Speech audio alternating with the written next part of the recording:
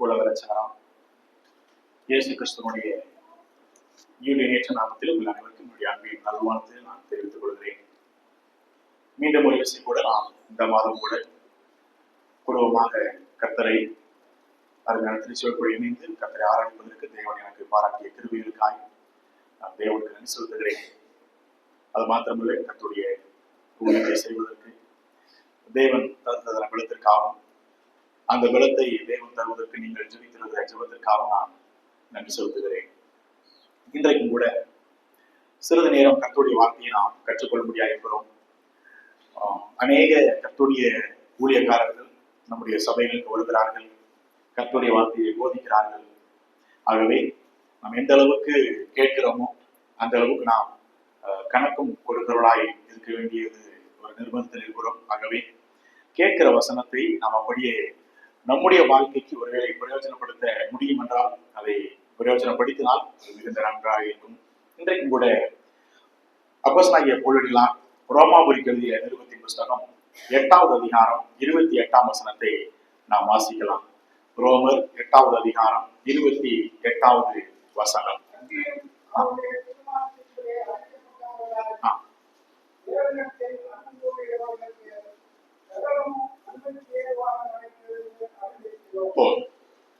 அப்போஸ்தலனாகிய பவுல் ரோம திருச்சபைக்கு இந்த புஸ்தகத்தை எழுதும் பொழுது நாம் ஒரு விஷயத்தை புரிந்து கொள்ள வேண்டும். தன்னுடைய சரீர கண்களினாலே பவுல் இந்த திருச்சபை இருக்கிறதானே விசுவாசிகளை அவர் கண்டதில்லை. அவர் காணாத ஒரு திருச்சபை, ஆனால் திருச்சபை குறித்து கேள்விப்பட்டு அந்த சபையை குறித்ததான ஒரு கரிசனை இருந்ததுனாலே தனக்கு பரிசுத்த ஆவியானவர் அருளியதான சில ஆவிக்குரிய வார்த்தைகளை இல்லை இந்த திருச்சபையினுடைய பக்தி விருத்திக்கு ஏதுவாக தன்னுடைய வாழ்க்கையை குறித்தும் தன்னுடைய ஊழிய காரியங்களை குறித்தும் பின்பு இவர்கள் எப்படி நடக்க வேண்டும் என்கிறதான சில உபதேச காரியங்களையும் இந்த பகுதியில எழுதி வருகிறார். நாம் இப்பொழுது வாசித்த இந்த வேத பகுதியிலே இது பொதுவாக எல்லாராலும் விரும்பப்படுகிற, அதாவது இதுல ஒரு வார்த்தையை பார்த்தீங்கன்னா வாக்கு தத்தங்கள் நிறைந்த ஒரு வார்த்தைன்னு சொல்லுவாங்க. ஏன் அப்படின்னு கேட்டீங்கன்னா அது வசனத்துல அப்படிதான் இருக்குது.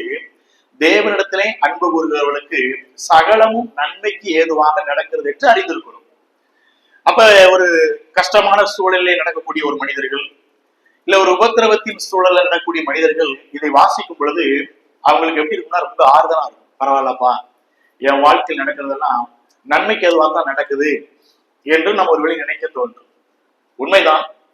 ஆனால் இந்த வேத பகுதியை நம்ம படிக்கும் பொழுது யாருடைய வாழ்க்கையில நடக்கக்கூடிய சகலமும் நன்மைக்கு எதுவாதான் நடக்குதுன்னு சொன்னா அதிலே ஒரு டிஸ்க்ளைமர் போட்டிருக்காரு. யாருன்னு கேட்டா தேவனிடத்திலே அன்பு கூறுவர்களுக்கு மட்டும்தான்.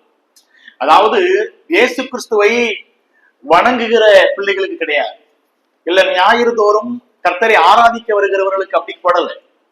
உண்மையாகவே தேவனிடத்திலே அன்பு கூறுகிறவர்களுக்கு சகலம் எப்படி இருக்குதா நன்மைக்கு எதுவா நடக்குது. ஒரு புறம் இந்த வார்த்தை உண்மையாகவே நம்முடைய மனதிற்கு ஒரு ஆறுதலை கொடுத்தாலும், இன்னொரு புறம் இந்த வாக்கு தத்தங்கள் இந்த வார்த்தையினுடைய இந்த ஆசீர்வாதங்கள் நம்முடைய வாழ்க்கைக்கு சேர வேண்டும் என்றால் அதிலே அவர் சொன்ன வார்த்தை தேவனிடத்திலே அன்பு கூறுகிற ஜனங்களுக்கு தான் சகலமும் நன்மைக்கு ஏதுவாக நடக்கிறது என்று அறிய வேண்டும். ஆகவே இன்றைக்கு நாம் ஒரு சில விஷயங்களை இந்த வசனத்தின் அடிப்படையிலே கற்றுக்கொள்ளும்படியாக இருக்கிறோம். நாம் உண்மையாகவே தேவனிடத்திலே அன்பு கூறுகிறோமா இல்லையா என்பதை காண்பதற்கான சில அடையாளங்களை இன்றைக்கு நம்ம கண்டுபிடிக்க முடியாது இருக்கிறோம். பாருங்கள், கர்த்தருடைய பிள்ளைகளும் உண்மையாகவே கர்த்தரை நேசிக்கிறோம், உண்மைதான். தேவனிடத்தில் அன்பு கூறுகிறோம், உண்மைதான். அதனுடைய அன்பின் நிமித்தமாக தான் நீங்க எல்லாம் இன்னைக்கு கர்த்தரை ஆராய்ச்சி வந்திருக்கிறீங்க, கர்த்தருக்கு கொடுக்குறீங்க, கர்த்தரை ரொம்ப நேசிக்கிறீங்க, ஜெபிக்கிறீங்க, எல்லாம் செய்யறீங்க, உண்மைதான். ஆனால் வேதத்தின் அடிப்படையிலே உண்மையாகவே கர்த்தரை அன்பு கூறுகிறவர்களுக்கு வேதம் நமக்கு தரக்கூடிய சில அடையாளங்கள் உண்டு. அப்ப இந்த அடையாளங்களை நாம் கற்றுக்கொள்ளும் பொழுது உண்மையாகவே நீங்களும் நானும் இந்த வாக்கு தத்துவத்திற்கு உண்மையாகவே பங்காளர்களை மாறிவிடும். உண்மைதான். பொதுவாக வேதம் முழுவதுமாகவே வாக்கு தத்துவங்கள் நிறைந்ததுதான். உண்மைதான். நிறைய கர்த்தருடைய வார்த்தைகள் எல்லாமே அது நம்முடைய பிரயோஜனத்திற்கு தான். அப்ப இன்றைக்கு நம்ம கற்றுக்கொள்ள வேண்டிய சில அடையாளங்களை கற்றுக்கொள்ளும் பொழுது இது என் வாழ்க்கையில இருக்குதா அப்படின்னு நாம் நம்மை பரிசோதிக்க வேண்டிய ஒரு இடத்திலே இருக்கிறோம். நம்பர் 1, நாம் உண்மையாகவே கர்த்தருக்கு அன்பு கூறுகிறோமா இல்லையா? கர்த்தரத்திலே அன்பு கூறுகிறவர்களுக்கு காணப்படுகிற முதலாவது அடையாளம் என்னன்னு கேட்டீங்கன்னா, சங்கீதங்களின் புஸ்தகம் 16வது சங்கீதம், சங்கீதங்களின் புஸ்தகம் 16வது சங்கீதம் 11வது வசனம், 16:11, சங்கீதம் 16:11, 16. ஜீவ மார்க்கத்தை எனக்கு தெரியப்படுத்துவீர். பாருங்க, உம்முடைய சமூகத்தில் பரிபூரண ஆனந்தமும் உம்முடைய வலது பாரிசத்தில் நித்திய பேரின்பமும் உண்டு. சங்கீதக்காரன் இந்த சங்கீதத்தை எழுதும் பொழுது தேவனுடைய சமூகத்துல கிடைக்கக்கூடிய மிகப்பெரிய மகிழ்ச்சியும் ஆனந்தத்தையும் பற்றி பேசிட்டு இருக்கிறார். பாருங்க, ஒரு மனிதன் ஒரு விசுவாசி கர்த்தரை உண்மையாய் நேசிக்கிறோம், அவரிடத்துல உண்மையை அன்பு கூறுகிறோம் என்பதற்கு அடையாளம் என்னவென்று கேட்டால், இப்படி வெளிப்புறமாய் இப்படி செய்யக்கூடிய இதன் மூலமாக அல்ல. வேதம் சொல்லுகிறது, உண்மையாகவே தேவனிடத்துல அன்பு கூறுகிறவர்களுக்கு காணப்படுகிற முதல் அடையாளம் என்னவென்று கேட்டால் அவர் சொல்கிறார், உம்முடைய சமூகத்துல எனக்கு என்ன இருக்குது? சந்தோஷம். இப்ப முதலாவது அவருடைய பிரசன்னத்தை வாஞ்சிப்பார்கள். உண்மையாகவே கர்த்தரை நேசிக்கக்கூடிய அன்பு கூறக்கூடிய ஒரு விசுவாசியுடைய வாழ்க்கையில எது அவர்களை அதிகமாய் பிரியப்படுத்தும், எது அவர்களுக்கு பெரிய மகிழ்ச்சியை கொடுக்கும் கேட்டீங்க அப்படின்னா, முதல் அடையாளம் கர்த்தத்தில் அன்பு கூறுவர்களுக்கு அவர்கள் தேவ பிரசன்னத்தை அதிகமாய் வாஞ்சிப்பார்கள். அதான் சொல்கிறது, தேவனோடு தனித்திருக்கக்கூடிய ஒரு நேரம் அவர்களுக்கு மிகுந்த ஒரு ஆசீர்வதிக்கப்பட்ட மகிழ்ச்சியுடைய நேரமாய் அமையும். இங்கே சங்கீதக்காரன் மிகப்பெரிய ஒரு உயர்வான இடத்துல இருக்கிற ஒரு மனுஷன் தான், நம்மளோட பிஸியான ஒரு மனுஷன். நமக்காவது ஒரு குடும்பத்தை தாங்கக்கூடிய ஒரு வேலை தான். அவனுக்கு ஒரு நாட்டையே பாதுகாக்கணும், பராமரிக்கணும், அந்த காரியம் செய்ய வேண்டிய கடமைகளை செய்யணும். அப்படிப்பட்ட ஒரு சங்கீதக்காரன் என்ன செய்யறார் அப்படின்னா, ஆண்டவரே எனக்கு வேலை பழுக்கள் நிறைய இருக்கிறது உண்மைதான், நான் ஒரு தேசத்துடைய ராஜா தான் உண்மைதான், எனக்கு நிறைய கடமைகள் இருக்கிறது உண்மைதான், ஆனால் எனக்கு இந்த உலகத்திலே பெரிய மகிழ்ச்சி எதுன்னு கேட்டீங்க அப்படின்னா, உம்முடைய சமூகம், உம்மோடு கூட தனித்திருக்கக்கூடிய இந்த நேரமே என்னுடைய வாழ்க்கையில ஒரு பெரிய மகிழ்ச்சியை கொடுக்கக்கூடிய நேரமா இருக்குது என்று தேவனோடு கூட நேரத்தை செலவிடக்கூடிய பிரசன்னத்தை வாஞ்சிக்கக்கூடிய ஒரு மனிதனாய் இவன் காணப்பட்டான். இன்னைக்கு நம்முடைய வாழ்க்கையில் வேதம் தான் சொல்லுகிறது. நீங்கள் அநேக முற்பிதாக்களுடைய வாழ்க்கையில் நீங்க படிச்சு பார்த்தீங்க அப்படின்னா, நீங்கள் ஆபிரகாம் அதிகாலை கர்த்தரை தேடின ஒரு மனுஷன். நீங்கள் ஆதியாகமம் 22:3 படிச்சீங்கன்னா அது இருக்குது. ஈசாக்கு 24ஆம் அதிகாரம் 63ஆம் வசனம் சொல்கிறது, அவன் சாயங்காலங்களிலே தேவனுடைய சமூகத்திலே அமர்ந்து தேவனோடு தியானித்தான் என்று வசனம் சொல்கிறது. மோசே யாத்திராகமம் 34:4 சொல்கிறது, அதிகாலை இருட்டோடே தேவ சமூகத்தை வாஞ்சித்த ஒரு மனிதன். நீங்கள் சாமுவேல், யோசுவா இவர்கள் எல்லாம் பார்த்தீங்க அப்படின்னா அவருடைய வாழ்க்கையுடைய அந்த சக்சஸுக்கு காரணம் கேட்டீங்க அப்படின்னா, இவர்கள் கர்த்தரை நேசித்தார்கள் என்பதற்கு அடையாளம் என்னவென்று கேட்டால், அதிகாலையில் அன்னாள் அதிகாலையில் எழுந்து, மகதலேன மரியாள் இருட்டோட எழுந்து. இந்த வார்த்தைகளை நீங்க படிக்கும் போது நல்லா யோசிங்க. நம்ம பல நேரங்களில் தேவனிடத்திலே அன்பு கூறுகிறோம் என்று சொல்லுகிறோம், உண்மைதான். ஆனா உண்மையாகவே அன்பு கூறுகிறோம் என்று கேட்டால், அதிகாலையிலே தேவனோடு கூட, இல்ல நமக்கு நேரம் கிடைக்கும் பொழுது தேவனோடு கூட நேரத்தை செலவிடுவதற்கு நம்முடைய மனதும் நம்முடைய சரீரமும் நாம் அதற்கு ஆவலா இருக்கும், வாஞ்சிப்போம். இன்றைக்கு நாம் ஒவ்வொருவரையும் நம்மளை கொஞ்சம் சிந்திச்சு பார்ப்போமே. கடந்த நாட்கள் முழுவதும் நாம் எவ்வளவு நேரம் தேவனோடு தனித்திருந்தோம், இல்ல எவ்வளவு நேரம் நம்ம தேவனோடு தனித்திருப்பதற்கு மிகுந்த வாஞ்சை நம்முடைய இருதயங்கள் இருந்து கொண்டிருக்கிறது யோசிக்கணும். இன்னைக்கு அதிகாலை, இன்னைக்கு கர்த்தருடைய ஆராதனைக்கு வந்தீங்கல்ல, இன்னைக்கு அதிகாலை எழுந்து தெய்வத்தை உண்மையாகவே வீட்டிலேயே ஆராதிச்சுட்டு தான் இங்க ஆராதிக்க வந்தோம்னு சொல்லக்கூடிய விசுவாசிகள் எத்தனை பேர் இருக்கிறோம்னு கேட்டேன் அப்படின்னா ரொம்ப கஷ்டம். தேவன் என்றைக்குமே நம்முடைய வெளிப்புறமான செயல்பாட்டை பார்த்து அவர் மயங்குவோர் அல்ல, நமக்கு தெரியும் நல்லா. தேவன் நம்முடைய உள்ளான இருதயத்தை ஏற்கனவே அறிந்து வைத்து விட்டார். நான் இந்த ஆலயத்திற்குள்ளாக வருவதற்கு முன்பதாகவே நாம் எத்தனை பேர் கடந்த நாட்கள்ல அவரை அவாய்ட் பண்ணிட்டு, அவர் வேண்டாம்னு சொல்லிட்டு இந்த ஒரு நாளுக்காக மட்டும் கர்த்தரை தேடி வந்திருக்கிற நிறைய விசுவாசிகளை கர்த்தர் இன்றைக்கு பார்த்து கொண்டிருக்கிறார். இன்னைக்கு உங்களுக்கும் தெரியும், எனக்கும் தெரியும், கடந்த நாட்கள் முழுவதுமாகவே நான் எந்த அளவுக்கு தேவ பிரசன்னத்தை, தேவனோடு கூட அமர்ந்து தேவனோடு கூட நேரத்தை செலவிட்டேன் என்று நமக்கு தெரியும் நல்லா. நேற்றைக்கு தேவன் உங்களோட என்ன பேசினார், இல்ல கர்த்தரோட நீங்க என்ன பேசுனீங்க, கடந்த வாரம் என்ன பேசினார், இன்றைக்கு காலையிலே தேவனோடு நீங்க பேசிட்டு இருக்கும்போது அவர் உங்களோடு உறவாடின உரையாடல் என்ன? இன்றைக்கு பல நேரங்களிலே தேவனை நேசிக்கிறோம் என்று சொல்வதற்கான அடையாளம் என்று கேட்டால் வேதம் நம்ம கற்றுக் கொடுக்கிறது அவருடைய பிரசன்னத்தை இருதயம் வாஞ்சி காற்று. என் தேவ சமூகத்திலே போய் அமர்ந்திருப்பதற்கு என்னுடைய இருதயமும் என்னுடைய சரீரமும் நான் அதற்கு வாஞ்ச இல்லை என்று கேட்டால், நான் உண்மையாகவே யாரை நேசிக்கவில்லை என்று கேட்டால் கர்த்தரை நேசிக்கலாம். தேவனிடத்திலே அன்பு கூறுகிறவனுக்கு இந்த அடையாளம் கண்டிப்பா இருக்கும். இன்றைக்கு பல நேரங்கள்ல இன்றைக்கு சபைகளை சந்திக்கக்கூடிய பெரிய பிரச்சனை என்னன்னு கேட்டீங்க அப்படின்னா, தேவன் பேசுவதை கேட்பதற்கு இன்னைக்கு நேரம் இல்லை. நமக்கு தேவன் பேச விரும்புறார். அந்த ஏதேன் தோட்டத்திலே ஆதாமும் ஏவாளும் இருக்கும் பொழுது ஆதாமோடு ஏவாளும் பேசுவதற்கு ரொம்ப விரும்பினார். அவர்களோடு பேசுவதற்கும் அவரோடு தனித்திருப்பதற்கும் கர்த்தர் விரும்புகிறார். அவருடைய விருப்பத்தை நிறைவேற்றும். இந்த உலகத்துல நம்ம வாழும் பொழுது நம்முடைய பிள்ளைகளுக்கு என்ன விருப்பம், அவங்களுக்கு எது சந்தோஷத்தை கொடுக்கும் பார்த்து பார்த்து செய்யணும். இல்லை என்னுடைய கணவனுக்கு எது விருப்பம், அவருடைய விருப்பத்தை நிறைவேற்றுகிறேன். இல்லை என்னுடைய மனைவிக்கு என்ன விருப்பம், அவருடைய விருப்பத்தை நிறைவேற்றுகிறேன். இல்லை எங்க அப்பா அம்மாவுக்கு என்ன விருப்பம், அவருடைய விருப்பத்தையும் நிறைவேற்றுகிறேன். ஆனால் ஒரு தேவ பிள்ளை கர்த்தரை எது மகிழ செய்யும், கர்த்தருக்கு எது மகிழ்ச்சியை கொடுக்கும், தேவனுடைய நாமத்திற்கு மகிமைக்காக எப்படி வாழ முடியும் என்று தேவனை பிரதிபலிக்கக்கூடிய ஒரு வாழ்க்கை வாழ்வது மிக நல்லது. அதுதான் எபேசு பட்டணத்தை பார்த்து சொல்லும் பொழுது வெளிப்படுத்தின விசேஷம் சொல்கிறாரு, நீ ஆதியில் கொண்டிருந்த அன்பை விட்டா என்று உனக்கு என்ன ஒரு குறை இருக்குப்பா. நீங்கள் ஆதியில எந்த அளவுக்கு தேவனை தேடினீர்களோ, ஆதியில எந்த அளவுக்கு கர்த்தர் மீது பற்று வைத்தீர்களோ, இன்றைக்கு அந்த பற்றும் அந்த ஆசையும் அந்த ஆர்வம் குறைந்து கொண்டே போகுது. வேத புஸ்தகம் கற்றுக் கொடுக்குது. இந்த குறை இன்றைக்கும் அநேக சபைகளில் இருக்கக்கூடிய நம்முடைய வாழ்க்கையிலே, இந்த விசுவாசில அமர்ந்திருக்கக்கூடிய நம்முடைய வாழ்க்கையில கர்த்தர் இந்த குறையை பார்க்காதபடி பார்த்துக்கோங்க.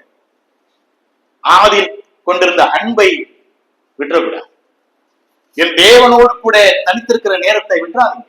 தேவனோடு கூட பேசக்கூடிய நேரத்தை விட்டுறாதீங்க. தேவிசி வேதமேத்தான் கற்றுக் கொடுக்கிறது, தேவனிடத்திலே அன்பு கூறுகிறவர்களுக்கு சகலமும் நன்மைக்கு ஏதுவாய் நடக்கும்.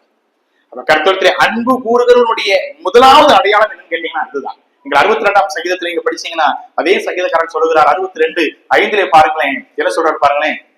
62:5 சங்கீதம், என் ஆத்மாவே, என்ன ஒரு வார்த்தை பாருங்க, தேவனையே நோக்கி அமர்ந்திரு, நான் நம்புகிறது என்னவா அவராலே வரும், ஏன்னா அவரே என்னுடைய கண்மலையும் என் ரட்சிப்பும் என் உயர்ந்த அடைக்கலமானவர், நான் என்ன செய்யறது இல்லை அசைக்கப்படும். இந்த உலகத்திலே நம்ம எவ்வளவு நேரம் மனிதர்களோடோ இல்ல உலகப்புறமான காரியங்களோடு செலவிட்டாலும் கூட அது என் வாழ்க்கையில ஒரு நாளும் நன்மைக்கு ஏதுவான விஷயங்களை கொண்டு வர்றாரு. ஆனா தேவனோடு கொஞ்ச நேரம் மட்டும் இருந்துட்டு வாங்களேன், கொஞ்ச நேரம், ஒரு 10 நிமிஷமோ ஒரு 1/4 மணி நேரமோ, கொஞ்ச நேரம் நீங்க தெய்வம், குடும்பத்தை விட்டுருங்க, பிள்ளைகளை விட்டுருங்க, எல்லாரையும் விட்டுருங்க, நீங்களும் தெய்வம் மட்டும் ஒரு கொஞ்ச நேரம் மட்டும் அமர்ந்து பாருங்களேன். அந்த அனுபவத்தை மட்டும் நீங்க ருசிச்சு பாருங்க. அவ்வளவு வல்லமை நிறைந்த ஒரு அனுபவம். தேவன் என்னுடைய ஆவிக்குரிய மனிதனை ஸ்திரப்படுத்துவார், என்னுடைய சோர்வுகளை போக்குவார், எனக்கு ஒரு புது தைரியத்தை கொடுப்பார், உற்சாகத்தை கொடுப்பார். நீங்கள் அதை தனித்து தேவனோடு கூட செலவிடக்கூடிய நேரம் என்பது உங்களுடைய வாழ்க்கையில அவ்வளவு ஆசீர்வதிக்கப்பட்ட நேரமே அமையும். அதை நீங்க முயற்சி மட்டும் பண்ணி பாருங்க. கொஞ்ச நேரம், ஒரு நாளைக்கு ஒரு 10 நிமிஷமாவது, ஒரு 10 நிமிடம் மாத்திரம் நீங்கள் தேவனோடு அமர்ந்து காத்திருந்து தேவன் சொல்வதை, அவருடைய வார்த்தையை மட்டும் கேட்டு நீங்க அவரோடு பேசி இந்த இந்த இந்த அற்புதமான உறவை மட்டும் நீங்க வளர்த்துக்கிட்டீங்கன்னா அதுதான் உங்களுடைய வரக்கூடிய உபத்திரவ காலங்களிலே, அசைக்கப்படக்கூடிய காலங்களிலே, சில சோர்வின் காலங்களிலே இந்த நேரம் உங்களுக்கு மிக மிக மிக ஆசீர்வதிக்கப்பட்ட ஒரு நேரமே அமையும். சங்கீதக்காரன் அதெல்லாம் புரிஞ்சுக்கிட்டார். சங்கீதக்காரன் தாவீது தன்னுடைய வாழ்க்கையில அதெல்லாம் புரிஞ்சுக்கிட்டார். இந்த உலகத்திலே தேவனோடு இருக்கக்கூடிய நேரமே உன்னதமான நேரம், தேவ பிரசனத்திலே அமர்ந்திருக்கக்கூடிய நேரமே ஒரு உன்னதமான நேரம். ஆகவே நான் தேவ பிரசனத்தை வாஞ்சிப்பேன், விரும்புவேன் என்று சொல்லி அவர் வாஞ்சித்தார். அப்ப முதலாவது தேவனை அன்பு இருக்கக்கூடிய முதல் அடையாளம் என்று கேட்டால் தேவ பிரசன்னத்தை வாஞ்சிப்பார்கள். இரண்டாவது, நம்பர் 2, இரண்டாவது சங்கீதங்களின் புஸ்தகம் 97ஆம் சங்கீதம் 10ஆம் வசனத்தை பாருங்கள். 97ஆம் சங்கீதம் 10வது வசனத்தை பாருங்களேன். கர்த்தரில் அன்பு கூறுகிறவர்களே தீமையை என்ன பண்ணிருங்க, வெறுத்து விடுங்கள். நம்பர் 2. இரண்டாவது, தேவனிடத்திலே அன்பு கூறுவர்களுக்கு காணப்படுகிற இரண்டாவது அடையாளம் கேட்டீங்கன்னா, 1, அவருடைய பிரசன்னத்தை நேசிப்பார்கள், வாஞ்சிப்பார்கள். 2, தேவன் வெறுப்பதை தாங்களும் வெறுப்பார்கள். தேவன் வெறுக்கக்கூடிய விஷயங்களை, தேவன் வெறுப்பதை தங்களுடைய வாழ்க்கையில அவர்களும் வெறுத்து பழகுவாங்க, வெறுத்துருவாங்க, எனக்கு வேண்டாம்னு சொல்லி. உண்மையாகவே கர்த்தரிடத்தில் அன்பு கூறுகிற ஒரு மனிதன், ஒரு விசுவாசி, தேவனுக்கு எதுவெல்லாம் விருப்பம் இல்லையோ, தேவனுக்கு எதுவெல்லாம் அவர் எனக்கு வேண்டாம் என்று ஒதுக்குகிறாரோ, இதெல்லாம் எனக்கு வேண்டாம்ப்பா, இதெல்லாம் எனக்கு பிடிக்காது, இது எனக்கு பிரியமில்லை என்று சொல்லுகிறாரோ, அந்த வார்த்தையின் பிரகாரமாகவே அவர் வெறுப்பதை நானும் வெறுக்க பழகிவிடுவேன். வெறுத்துருவேன் கண்டிப்பா. பொதுவாக இன்றைக்கு விசுவாச கூட்டங்களா இருக்கக்கூடிய நம்முடைய வாழ்க்கையில, என்னுடைய அனுதின பிராக்டிக்கல் லைஃப்ல, அனுதின வாழ்க்கையில நான் பேசுவது, நான் காண்பது, நான் என் வாழ்க்கையில செயல்படக்கூடிய செயல்பாடுகள் எல்லாமே தேவன் விரும்பத்தக்க நிலைமையில் இருக்கிறதா என்று என்னை சற்று பரிசோதனை செய்து பார்த்தால், சுய பரிசோதனை செய்து பார்த்தால், இது தேவன் விரும்புவாரா? நான் சில விஷயத்தை பார்க்கிறேன், நான் பார்க்கக்கூடிய இது தேவன் விரும்புவாரா? பொதுவா சொல்லுவாங்க, eyes are gateway of the mind அப்படிம்பாங்க. நம்முடைய கண்கள் என்னுடைய மனதிற்கு போகக்கூடிய ஒரு வழியா. நான் எதெல்லாம் பார்த்து உள்ள கொண்டு போறேனோ அது பல நேரங்களை என்னை தீட்டுப்படுத்தும். என்னுடைய நாவு என்னை தீட்டுப்படுத்தும், என்னுடைய செவி என்னை தீட்டுப்படுத்தும். இந்த துவாரங்கள் எல்லாம் கர்த்தர் எனக்கு கொடுத்ததான இதெல்லாம் என்னை கர்த்தரை மகிமைப்படுத்தவும் நான் உபயோகிக்க முடியும், கர்த்தருக்கு மகிமை ஈனத்தை கொடுக்கவும் அதை உபயோகப்படுத்த முடியும். இங்க வேதம் சொல்கிறது, ஐயா நான் தேவனை நேசிக்கிறேன் என்று சொல்லுகிறேன், நேசிக்கிறேன் என்று கேட்டால் அவர் வெறுக்கக்கூடியதை நானும் வெறுக்கிறவனாய் காணப்படுவேன். நீங்கள் 1 யோவான் 3ஆம் அதிகாரம் 6ஆம் வசனத்துக்கு வரும் பொழுது, இங்கே கர்த்தராலே ரட்சிக்கப்பட்ட தேவனுடைய பிள்ளைகளா இருக்கிற விசுவாசிகளுக்கு ஒரு வார்த்தை சொல்லுகிறார். 1 யோவான் 3ஆம் அதிகாரம் 6ஆம் வசனத்திலே, 1 யோவான் 3:6 அவர்கள் நிலைத்திருக்கிற எவனும் பாவம் செய்கிறது இல்லை, பாவம் செய்கிற எவனும் அவரை காணவும் இல்லை, அவரை அறியவும் இல்லை. பாத்தீங்களா, அவர்கள் பாவமே செய்ய மாட்டார்கள் என்றல்ல, they don't continue in sin. அவர்கள் பாவத்திலே நிலைத்திருக்க மாட்டார்கள். கர்த்தரிலே நிலைத்திருக்கிற ஒரு மனுஷன், ரட்சிக்கப்பட்ட ஒரு தேவனுடைய பிள்ளையினுடைய வாழ்க்கையிலே பாவம் என்ன செய்யாதுன்னா தொடர்ந்து இருக்க. அதாவது சில நேரங்கள் விழுகலாம், உண்மைதான். சில நேரத்தில் நம்ம இப்படிப்பட்ட உலகம் வாழ்ந்துட்டு இருக்கிறோம், பாவம் நிறைந்த உலகத்தில் வாழ்கிறோம். சில நேரங்களில் அறிந்தோ அறியாமலையும் சில நேரங்கள் நம்ம தவறுகள் செய்வது சகஜம். ஏன்னா நம்ம பூரணப்படுத்தப்படுவது இல்லை இந்த பூமியில். என்னுடைய மரணம் வரைக்கும், கர்த்தருடைய வருகை வரைக்கும் நான் பரிசுத்தமாக்கப்பட்டுக் கொண்டே இருக்கிறேன், உண்மைதான். ஆனால் இந்த பூமிக்குரிய வாழ்வு வாழும் பொழுது சில நேரங்கள்ல தாவீதை போல விழுந்து விடலாம், சில நேரங்களில் விழுகை வருவது சகஜம் தான், உண்மை. ஆனால் கர்த்தரிடத்திலே அன்பு கூறுகிற ஒரு ஜனம், தேவனிடத்தில் நிலைத்திருக்கிற ஒரு மனிதன் பாவத்திலே விழுந்தாலும் மறுபடி எழுந்திருக்க வேண்டும், அது மிக முக்கியம். சரி, ஏதோ மனம் பதறி ஒரு வார்த்தை, ஒரு தீமையான வார்த்தை, கெட்ட வார்த்தை பேசிட்டேன், இல்ல ஒரு பாவத்துல விழுந்துட்டேன், ஏதோ ஒரு பாவத்துல விழுந்துட்டேன், ஓகே. இப்ப தாவீதெல்லாம் செய்த ஒரு பாவம், பெரிய பாவம், கொடுமையான பாவம். விபச்சாரம் பண்றாரு, கொலை செய்கிறாரு, அப்படியே பார்த்தா தொடர்ச்சியா பாவம் போய்கிட்டே இருக்குது. ஆனால் நாத்தான் கண்டித்த பொழுது அதை ஏற்றுக்கொள்கிற மனப்பக்குவம் இருந்துச்சு, அது அப்படியே ஓகே அப்படின்னு ஏத்துக்கிட்டான். இங்கே யோசேப்பு பாவத்தை விட்டு ஓடினான், தாவீது பாவத்திலே விழுந்தான். ஆனால் ஒரு பெரிய வித்தியாசம் கேட்டீங்கன்னா, அந்த பாவத்தில் விழுந்த தாவீதை கர்த்தர் சொல்லுகிறார், என் இருதயத்துக்கு ஏற்றவன் என்று. ஏன் தெரியுமா? இந்த இருதயத்துக்கு ஏற்றவனை மாறுவதற்கு காரணம், பாவத்தில் விழுந்த அவன் பாவத்தை குறித்ததான கண்டித்து உணர்த்தப்படும் பொழுது சரி என்று ஒத்துக்கொண்டு அதுல இருந்து மனம் திரும்பின மனுஷனாய் மாறி போனான். அதான் முக்கியம். இன்றைக்கு நம்ம பல மனிதனுடைய வாழ்க்கையிலே, இன்றைக்கு கிறிஸ்தவம், இன்றைக்கு தேவனுடைய திருச்சபைகள் வளர்ச்சி இல்லாமல் இருப்பதற்கு மிக முக்கியமான காரணம் எதுன்னு கேட்டீங்க அப்படின்னா, பரிசுத்தம் என்றால் என்ன என்று மற்றவர்களுக்கு காட்ட வேண்டிய நம்முடைய வாழ்க்கையிலே என்ன இல்லைன்னு கேட்டீங்கன்னா, பரிசுத்தம் இல்லை. நான் படிக்கிற இடங்களிலே, வேலை பார்க்கிற இடங்களிலே, ஊழியம் பார்க்கிற இடங்களிலே என்னுடைய வாழ்க்கை மற்றவர்களுக்கு கிறிஸ்துவை பிரதிபலிக்கப்பட வேண்டிய வாழ்க்கை இன்றைக்கு பல நேரங்களிலே அது எப்படியாக மாறிவிட்டது என்று கேட்டால், பாவத்தை செய்யக்கூடிய லிஸ்ட்ல முதல்ல யாரா இருக்காங்க கேட்டீங்கன்னா தேவனுடைய பிள்ளைகளா இருக்கிறாங்க நிறைய இடங்கள். இன்றைக்கு அமெரிக்கா தேசங்களிலே பல திருச்சபைகள் மூடப்பட்டு கொண்டே வருகிறது. கேளிக்கை விடுதிகளாக மாறிக்கொண்டிருக்கிறது. சினிமா தியேட்டர்களாக மாறிக்கொண்டிருக்கிறது. இது திருச்சபை. பெரிய பெரிய திருச்சபைகள் எல்லாம் இன்றைக்கு மூடப்பட்டு இன்றைக்கு பெரிய திரையரங்குகளாக மாறிக்கொண்டிருக்கிறது. அது மாத்திரமல்ல, இன்றைக்கு அநேக திருச்சபையுடைய ஆராதனைகளே தேவனுக்கு அருவருக்கத்தக்க நிலையில் மாறுகிறது. புதுசா இப்ப 2025 ஏப்ரல் மாதத்திலே ஒரு புதிதான ஒரு சபை தொடங்கப்படுச்சு. சர்ச் இன் பப், அதாவது கேளிக்கை விடுதியில் சபை. இன்விடேஷன் அளித்திருக்கிறார். நீங்க இதுல கூகுள்ல படிச்சீங்கன்னா தெரியும். இது ஒரு கேளிக்கை விடுதி. நீங்க உங்களுக்கு இஷ்டம் போல எதனாலும் செய்யலாம். தேவன் அதெல்லாம் ஒண்ணும் பாக்குறது இல்லை. ஆடலாம், பாடலாம், குடிக்கலாம், எல்லாம் செய்யுங்க. அது மேலை நாடுகளை மட்டும் கிடையாது. இன்றைக்கு தமிழகத்திற்குள்ள அது வந்துருச்சு.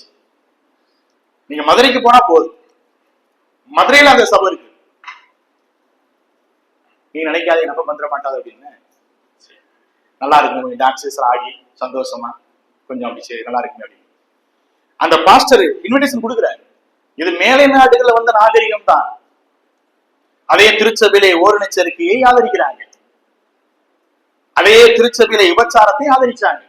அதே திருச்சபையிலே கேளிக்கைகளும் அங்கே நடனங்களும் அங்கே பாவத்தை சபைக்குள்ள வச்சு செய்ய பிரச்சனை கிடையாது. ஏனால் கர்த்தர் கிருபை உள்ளவர்.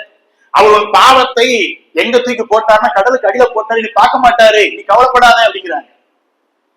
தேவனுடைய அல்ட்ரா கிரேஸ் என்று சொல்லக்கூடிய புதிதான நூதனமான இன்றைக்கு உபதேசங்கள் சபைகளுக்குள்ள வந்துருச்சு. தேவன் வெறுத்த அத்தனையுமே இன்றைக்கு எங்க வந்துருச்சுன்னு கேட்டீங்கன்னா, ஒரு காலத்திலே உலகத்திற்குள்ளாக சபை போய் உலகத்தை கலைக்கியது. இன்றைக்கு சபைக்குள்ளாக உலகம் சபையை கலைக்கிட்டு இருக்கு. இதற்கு காரணம் என்ன? தேவனுடைய விசுவாசிகள் கர்த்தருடைய வேதத்தை படிக்கிற நாம் கர்த்தருடைய வசனத்தின்படி ஒவ்வொருவரும் முடிவெடுத்து வாழ ஆரம்பிச்சாலே போதும், என்னிடத்திலிருந்து பரிசுத்தம் பெறப்படும். சார்லஸ் வெஸ்லி என்று சொல்லக்கூடியதானே இங்கிலாந்து தேசத்திலே ஒரு பெரிய புரட்சியை ஏற்படுத்தின எழுப்புதல்வாதிகள் இவங்கெல்லாம். அவருடைய தாயார் ஏறக்குறைய 19 பிள்ளைகள். அவங்க அந்த அம்மா நடுவுல முழங்கால் போட்டிருக்குமா, 19 பிள்ளைகள் சுற்றிலும் படுத்து வச்சிருவாங்க. 19 பிள்ளைகளுடைய தலைகள் மேல கை வச்சு அந்த அம்மா ஜெபம் பண்ணுவாங்க. 19 பிள்ளைகள் மேலே ஜெபித்து இந்த பிள்ளையை உமக்காக பயன்படுத்த முடிஞ்சால் பயன்படுத்த சொல்லி ஒவ்வொருவருக்காக அவர்கள் கண்ணீர் வடித்த அந்த ஜெபம், அந்த ஒவ்வொரு சொட்டு கண்ணீருக்கும் பின்பதாக அந்த 19 பேரிலே 2 பேர் இங்கிலாந்து தேசத்தையே கலக்கின எழுப்புதலுக்கு நிறைந்த ஒரு பெரிய அற்புதகரமான புரட்சியாளரை மாறி போனார்கள். இவர்கள் போகிற வழியை ஒருவேளை நடந்து போறாங்க அப்படின்னா சிகரெட் குடிச்சிட்டு இருக்கிறவங்க அப்படி கீழே போடுவாங்க, பாவம் செய்து கொண்டிருக்கிறவர்கள் பயப்படுவாங்க. இவர்களிடத்துல பரிசுத்தம் அந்த அளவுக்கு வெளிப்பட்டதாம். பரிசுத்தம் என்றால் அந்த காலத்துல யார் என்று சொல்வார்கள் என்றால் இந்த 2 பேரை சொல்லுவாங்க. ஏன்னு கேட்டீங்கன்னா, இவர்கள் இந்த அளவுக்கு வளர்ந்ததற்கு காரணம் அந்த அருமையான தாயாருடைய ஜெபம், கண்ணீருள்ள ஜெபம். இன்றைக்கு நம்முடைய வாழ்க்கையை நம்முடைய குடும்பத்திற்காக ஜெபிக்கிறோம். உண்மைதான். கிணத்துக்காக ஜெபிக்கிறோம், பொருளாதாரத்திற்காகவா இல்ல பரிசுத்தத்திற்காகவா? என்னுடைய பிள்ளைகளுடைய தலைகள் மேலே கை வைத்து என்னுடைய பிள்ளைகளுக்காக, என்னுடைய கணவனுக்காக, என்னுடைய மனைவிக்காக ஜெபிக்காத எத்தனையோ குடும்ப மனிதர்கள் விசுவாசிகள் உண்டு. அவர்கள் மூலமாக சபைக்கு என்ன கான்ட்ரிபியூட் பண்ண முடியும்? பரிசுத்தம் இல்லாமல் ஒரு விசுவாசி சபையை எப்படி வளர்க்க முடியும்? தேவனுடைய ஆலயம் எப்படி பரிசுத்தமாக்கப்படும்? நீங்களே அந்த ஆலயம் என்று கர்த்தர் சொல்கிறாரே, இந்த ஒவ்வொரு ஆலயமும் பரிசுத்தமாக மாறும் என்றால் அது எந்த அளவுக்கு ஒரு தேசத்தை ஒரு இடத்தை கலக்கும் தெரியுமா? இயேசு கிறிஸ்து தான் சொன்னார், நீங்களே உப்புமா, நீங்க தான் ஒளியா இருக்கிறீங்க, நீங்க தான் இருக்கணும். உப்பு சாரமற்று போகாதபடி பார்த்துக்கோங்க. அது சாரமற்று போயிருச்சு அப்படின்னா அது கீழே கொட்டதான்.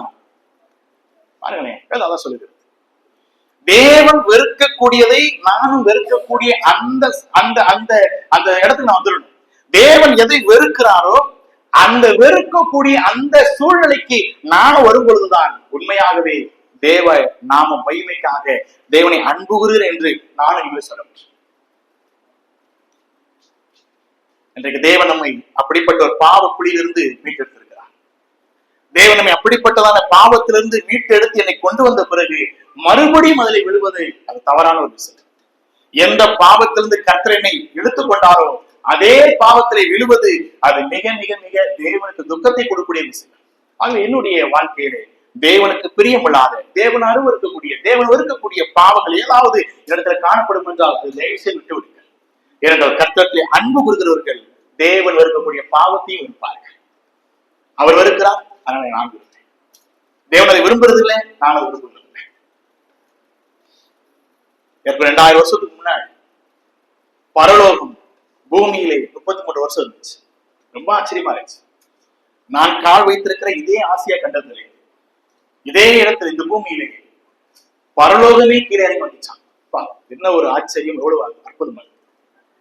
பரலோகத்தை வீற்றிருந்த தேவகுமாரனை கிறிஸ்துவானவர் இந்த பூமியில 33 ஆண்டு காலங்களில் இருந்து அநேக நன்மைகளை செய்து, அநேக காரியங்களை செய்து நம்முடைய பாவத்தை நீக்கி இன்றைக்கு நம்மை சுத்திகரித்து பரிசுத்தமாக்கின பிறகு இந்த பரிசுத்தமாக்கப்பட்ட நாம் அதே பரிசுத்தத்தில் நிலை கொண்டிருப்பது மிக நல்லது. அத்த வேதம் சொல்றது, கர்த்தரத்தில் அன்பு கூறுகிறவர்களே, பாவத்தை வெறுக்கக்கூடிய கர்த்தர் பாவிகளை வெறுப்பதல்ல, ஆனால் நீங்களோ பாவத்திலிருந்து விடுதலை அடைந்து விட்டீர்கள். ஆகவே இனி அந்த பாவத்தை தொடராதீர்கள். இப்ப கர்த்தரத்தில் அன்பு கூறுகிறவர்களுக்கு காணப்படுகிற 2வது அடையாளம் என்று கேட்டால், தேவன் வெறுப்பதை அவர்களும் வெறுப்பார்கள். 3 சங்கீதங்களின் புஸ்தகம் 122 சங்கீதம். சங்கீதங்களின் புஸ்தகம் 122 சங்கீதம் 1 வசனத்தை வாசிக்கலாம். 122:1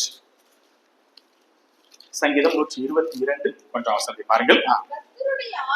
கர்த்தருடைய ஆலயத்திற்கு போவோம் வாருங்கள் என்று எனக்கு அவர்கள் சொன்ன போது மகிழ்ச்சியா இருப்பான். இந்த மனிதனுடைய வாழ்க்கையை பாருங்க. இந்த வசனத்திலே அந்த மனிதன் எழுதும் பொழுது, தாவீது எழுதும் பொழுது, இது ஒரு ஆரோகண சங்கீதம்.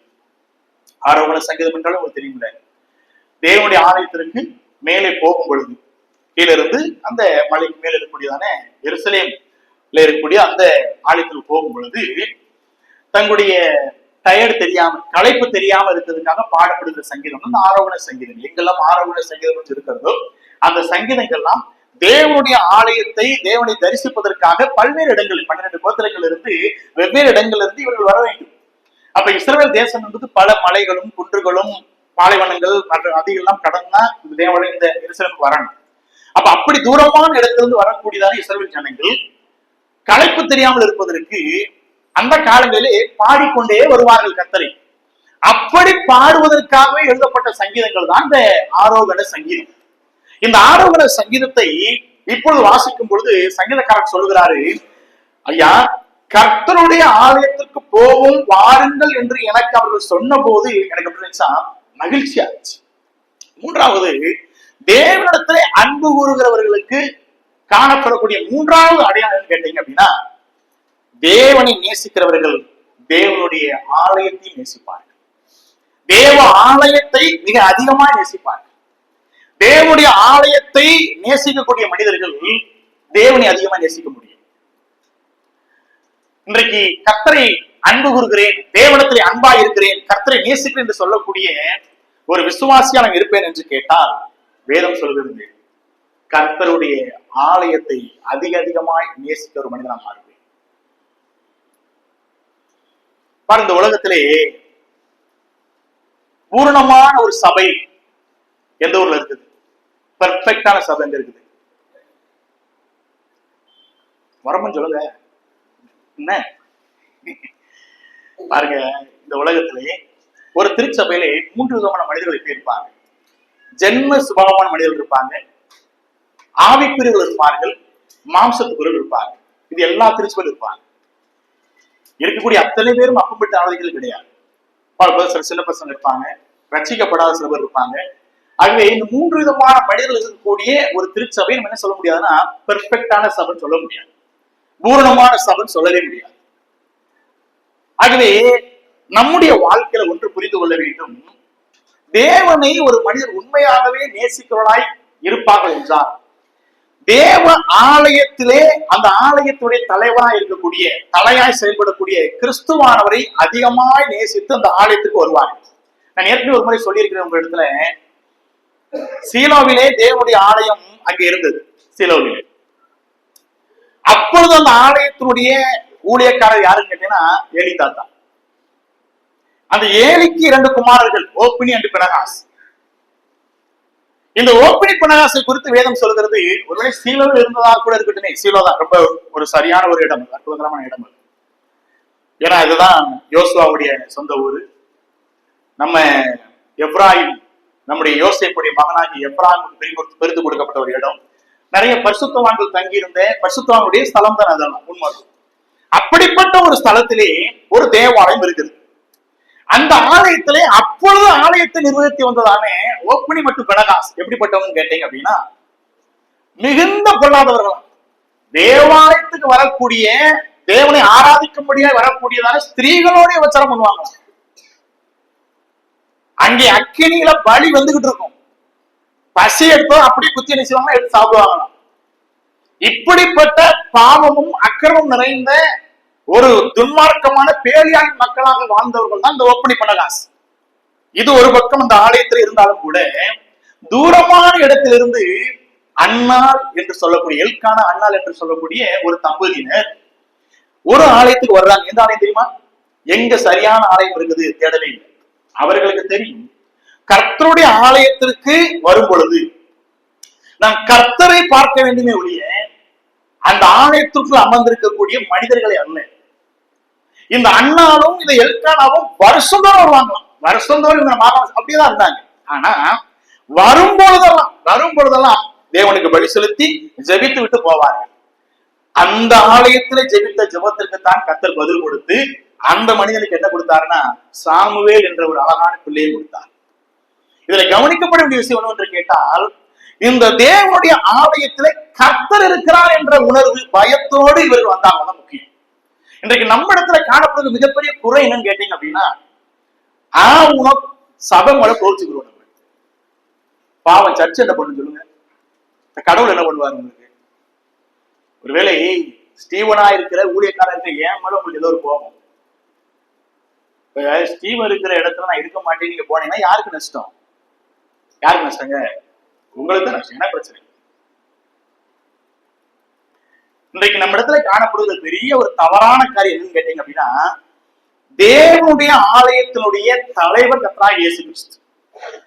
நான் தேவனுடைய ஆலயத்துக்கு வரும் பொழுது கர்த்தர் என்னை காண்கிறார், என்னுடைய ஆராதனை பார்க்கிறார். தனிப்பட்ட ரீதியிலே நான் தேவனோடு கூட உறவாடக்கூடிய, தேவனோடு கூட இருக்கக்கூடிய இந்த ஆராதனையை கர்த்தர் விரும்புகிறாரே ஒழிய ஒட்டுமொத்த காங்கிரிகேஷன் கிடையாது. நாங்கள் மொத்தமா எப்படி ஆராதிக்கிறோம், மொத்தமா எப்படி பலி, அதெல்லாம் இல்ல. கர்த்தர் என்னை தனிப்பட்ட முறையில் பார்க்கிறார். அதுதான் கொரிந்தியருக்கு எழுதும் போது பவுல் ரொம்ப அர்த்தமே சொல்றார், அவனவனுக்கு அவனவன் செய்த கிரியைகள் தான் சொல்றார். நான் எப்படி கர்த்தரை ஆராதித்தேன், நான் எப்படி கர்த்தரை தொழுது கொண்டேன், நான் எப்படி கர்த்தர் ஊழியம் செய்தேன், எனக்கு அவனுடைய வேலைப்பாடு வெளியாகும். அவ்வளவுதான். அப்ப நம்முடைய வாழ்க்கையிலே கர்த்தரை நேசிக்கிற மனிதர்கள் ஒரு நாளும் கர்த்தருடைய ஆலயத்தை புறக்கணிக்கவே மாட்டாங்க. தேவனுடைய ஆலயத்தை ஒரு பொழுதும் எந்த காரணத்தை கொண்டு புறக்கணிக்க மாட்டாங்க. ஒரு 365 நாட்கள் இருக்கக்கூடிய ஒரு வருஷத்திலே 52 நாட்கள் தான் கர்த்தருடைய ஆலயத்துக்கு வருகிறோம். வெறும் 52 நாள் தான் சர்ச்சுக்கு வரும். இந்த 52 நாட்கள் கூட சில நேரங்கள்ல பாத்தீங்க அப்படின்னா நம்ம ஆப்சென்ட் ஆயிடும்.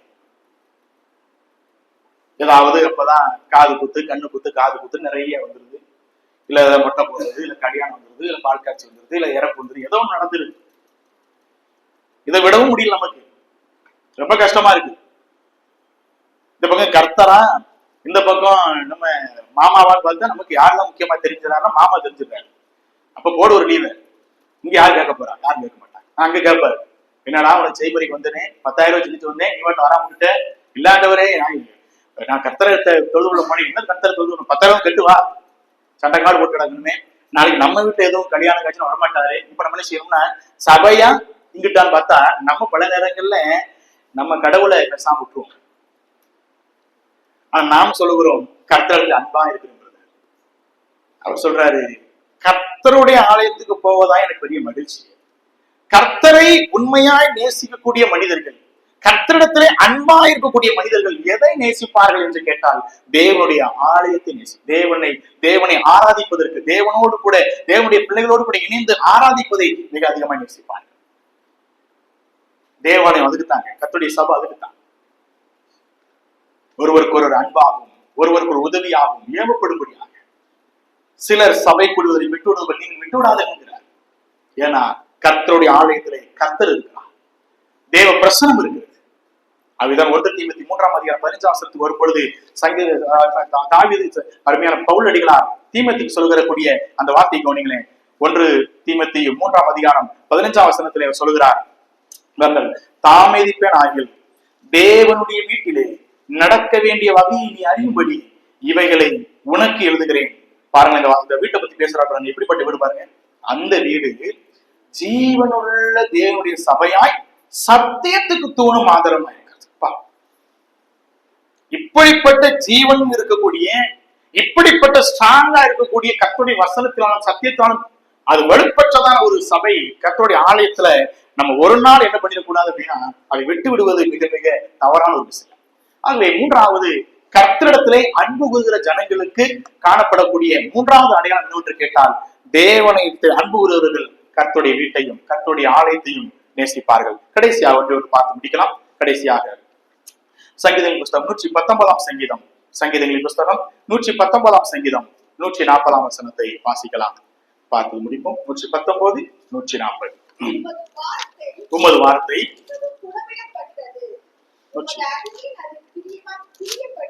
பாருங்க, கர்த்தருடைய வசனத்தை குறித்து அவர் சொல்லும் பொழுது, உமது வார்த்தை கர்த்தருடைய வசனமும் மிகவும் புடமிடப்பட்டது. ஓகே, அந்த வார்த்தையிலே என்ன செய்யறார்? அவரு பிரியமா இருக்கிறார். தேவனிடத்திலே அன்பு கூறுகிறவர்களுக்கு காணப்படுகிற 4வது அடையாளம் என்ன கேட்டீங்க அப்படின்னா, அவர்கள் கர்த்தருடைய வார்த்தையை நேசிப்பார்கள். 1, அவருடைய பிரசனத்தை நேசிப்பார்கள். 2, அவர் வெறுக்கக்கூடியதை இவர்கள் வெறுப்பார்கள். 3, தேவனுடைய ஆலயத்தை நேசிப்பார்கள். 4, வேதம் சொல்கிறது, கர்த்தருடைய வசனத்தை, வேதத்தை நேசிப்பார்கள். ரொம்ப முக்கியம். ஏறக்குறைய இந்த வேத புஸ்தகத்திலே 31,101 வசனங்கள் இருக்கு. முழு வேதாகமத்தில் 66 புஸ்தகங்கள் அடங்கிய இந்த வேத புஸ்தகத்திலே ஏறக்குறைய 40 ஆசிரியர்களால் எழுதப்பட்டு 31,101 வசனங்கள் இந்த வேதத்தில் இருக்கிறது. இந்த வேதாகமம் தேவன் ஒரு மனு குலத்திலே இருக்கக்கூடிய மனிதர்கள் எப்படியெல்லாம் வாழ வேண்டும், எப்படியெல்லாம் வாழக்கூடாது, யார் தேவன், யார் மனிதன், இந்த உலகம் எப்படிப்பட்டது, எதிர்காலம் எப்படிப்பட்டதா இருக்க போகுது, சபை என்றால் என்ன, இப்படி பல விஷயங்களுக்கான விடயத்தை கொடுக்கக்கூடிய ஒரு அற்புதகரமான புஸ்தகம் தான் இந்த வேத புஸ்தகம். இந்த வசனத்தை நம்ம எந்த அளவுக்கு படிக்கிறோமோ, வசனத்தை உட்கொள்ள உட்கொள்ள உட்கொள்ள இந்த வசனம் எனக்குள்ள எந்த அளவுக்கு போகிறதோ அந்த அளவுக்கு எனக்கு உள்ளே இருக்கக்கூடிய பழைய மனுஷன் வெளியே போய்கிட்டே இருப்பான். இந்த வசனம் உள்ள எந்த அளவுக்கு போகிறதோ இது என்ன பண்ணும் அப்படின்னா, உள்ள போய் ஒரு கிளீனிங் வேலை செய்யும், ஒரு சுத்தப்படுத்துகிற வேலை செய்யும். அதைத்தான் இயேசு பெருமான் சொல்லுகிறார், சத்தியத்தை அறிவீர்கள், சத்தியம் வேலை செய்யுமா விடுதலை பண்ணும். இதுவரைக்கு நீங்கள் அடிமைத்தனத்திலே கிடந்தான பல அடிமைத்தனங்கள், இந்த பாவமான காரியங்கள் இருந்து உங்களுக்கு பெரிய விடுதலை எது கொடுக்கும் கேட்டீங்கன்னா இந்த வசனம் விடுதான். வசனம் எந்த அளவுக்கு உள்ளே போகிறதோ அந்த அளவுக்கு பாவம் என்னை விட்டு வெளியே போய்கிட்டே இருக்கும், பாவ சுபாவங்கள் என்னை விட்டு வெளியே போய்கிட்டே இருக்கும். வசனம் உள்ளே போகாமல் இருக்கும் பட்சத்திலே இடத்துல இருந்து பாவம் வீரியமாய் செயல்படும், இடத்துல இருந்து பழைய சுபாவங்கள் வீரியமாய் செயல்படும். இன்றைக்கு நம்முடைய வாழ்க்கையில இந்த வசனத்தை எந்த அளவுக்கு நேசிக்கிறோம் என்பது நமக்கு நன்றாக தெரியும். நான் அடிக்கடி கேட்பதுதான், ஒரு நாளைக்கு நீங்கள் எவ்வளவு நேரம் வேதத்தை வாசிக்கிறீர்கள் என்று நான் ஒவ்வொரு முறையும் அடிக்கடி கேட்கிறேன். ஏன்னு கேட்டீங்கன்னா, இந்த வசனம் ஒரு மனிதனுக்கு அவ்வளவு ஒரு நன்மையான ஈவுகளை இது கொடுக்குது. இதை படித்து இதை தியானிக்கிற மனுஷனுக்கு அது தெரியும், அது எவ்வளவு ஆசீர்வாதத்தை கொடுக்குறது. வேத மாத்திரம் கற்றும் கொடுக்கல. உம்முடைய வசனத்தில் நான் பிரியமா இருக்கிறேன் ஆண்டவர். ஏன்னா அந்த வசனம் ஒண்ணுதான் என்னுடைய தாழ்வு நேரங்கள்ல என்னோடு பேசுது, எனக்கு ஆறுதலாய் தேவைப்படும் போது என்னோடு கூட பேசுகிறது, எனக்கு ஒருவேளை பலவீனமா இருக்கும் பொழுது பலனை தருகிறது, நான் எப்படி நடக்க வேண்டும், எப்படி நடக்கக்கூடாது, இது எல்லாவற்றையும் எனக்கு கற்றுக் கொடுக்கக்கூடிய ஒரு பெரிய பொக்கிஷம் இந்த வேத புத்தகத்தில் இருக்குது. ஆகவே இந்த வேதத்தை நான் ஒரு நாள் என்ன செய்யறதுலன்னா விடுறதில்லை. சீன ஊழியர் ஜான் என்றக்கூடிய ஜாக்சாங் என்று சொல்லக்கூடிய ஒரு ஊழியக்காரர், பிரசித்தி பெற்ற ஊழியக்காரர், திடீரென்று அவருக்கு ஆக்சிடென்ட் ஆயிடுச்சு. ஆக்சிடென்ட் ஆனதுல ஏறக்குறைய 193 நாட்கள் அங்க அட்மிட் பண்ணிட்டாங்க ஆஸ்பத்திரியில. அந்த 193 நாட்களிலே ஏறக்குறைய 40 முறை வேதாகமத்தை முழுமையாக படிச்சு முடிச்சாங்க. 40 முறை இருக்கிறது ஆஸ்பத்திரியில. ஆனா அவருக்கு இந்த வேதத்தை படிக்காம அவரால் இருக்கவே முடியல. அவர் சொல்லுவான், இன்னைக்கு வேதத்தை நான் படிக்கல அப்படின்னா எனக்கு ஐயோ கை காலெல்லாம் வராது வருது, ஏன்னா அப்படியே உதவும் எனக்கு. இன்னைக்கு எத்தனை பேசாம விட்டுட்டேனே, இன்னைக்கு கர்த்தர் என்ன பேச போறாங்கன்னு கேட்காம விட்டுட்டேன்னு அவருக்கு அவ்வளவு கஷ்டப்படுவார். இந்த ஆக்சிடென்ட் ஆன ஒரு ஒரு ஒரு 20-30 நாட்கள் அவருக்கு ஒண்ணுமே தெரியல, அன்கான்சியஸ்ல இருக்கிறார். அந்த 30 நாட்கள் தேவனோடு பேச முடியவில்லை என்று அவர் கதறி அழுது கர்த்தர்ட்ட மன்னிப்பு கேட்டார். எந்த சூழ்நிலை? அவர் ஆக்சிடென்ட் ஆகி 30 நாட்கள் அன்கான்சியஸ்ல இருக்கிறார். ஒண்ணும் வர முடியல, படிக்க முடியாது, ஜோம் ஒண்ணும் செய்ய முடியாது. ஆனால் அவருக்கு நினைவு திரும்பின பிறகு, நன்றாக மாறின பிறகு, அவர் தேவனிடத்தில் முதலாவது அறிக்கையிட்டது பாவ அறிக்கையாம். ஐயோ ஆண்டவரே, இத்தனை நாட்கள் ஜெபிக்க முடியவில்லை, இத்தனை நாட்கள் வேதத்தை வாசிக்க முடியவில்லை, எத்தனை நாட்கள் உம்முடைய வார்த்தையினால் கேட்கவே நான் இல்லையே, தயவாய் மன்னித்தல்லும் என்று சொல்லி அதன் பின்பு அவர் வாசித்து 40 முறை முழு வேதாந்தத்தை படிச்சு முடிச்சார். நீங்க முழு வேதாந்தம் படிக்க வேண்டாம், ஒரு நாளைக்கு ஒரு வசனமாகும், ஒரு வசனமா. இன்னைக்கு நம்ம காலண்டர்ல என்ன வசனம் தெரியுமா இருக்காது?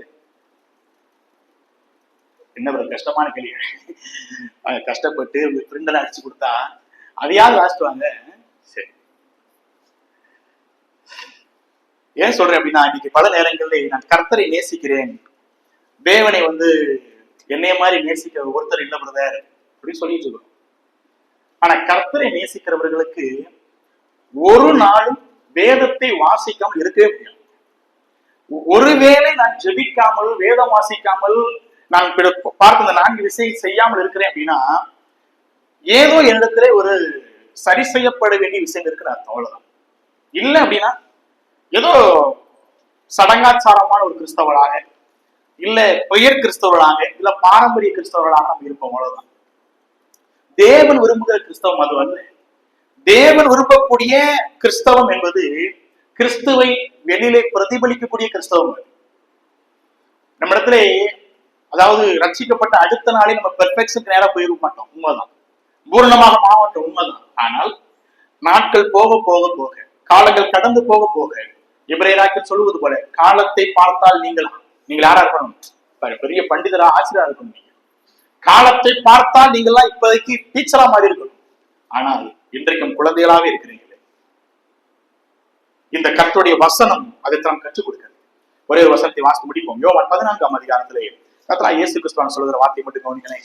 அந்த வசனத்தினுடைய ஒரு ஆசீர்வாதத்தை சொல்றாரு பாருங்க. 14:23. 14.